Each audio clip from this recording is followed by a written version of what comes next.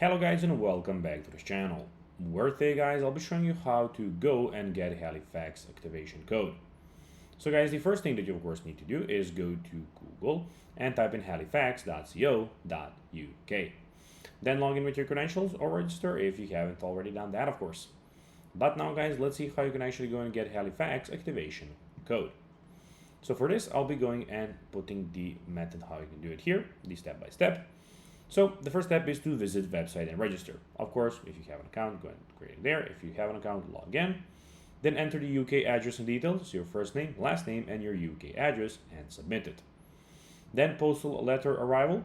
Then, of course, Halifax activation letter is what you will get. Letter with code arrives by post. Then log in to the new device or app, log into your new phone or tablet, and then you'll get a 6-digit passcode, which you can of course get there. And now I'll be going and putting the camera off so you can see the last step.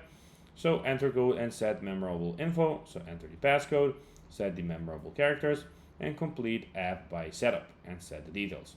And that's basically that. That's how you can actually go and do it the fastest way. So guys, that will be everything for this video. I hope that you found this video informative and entertaining guys.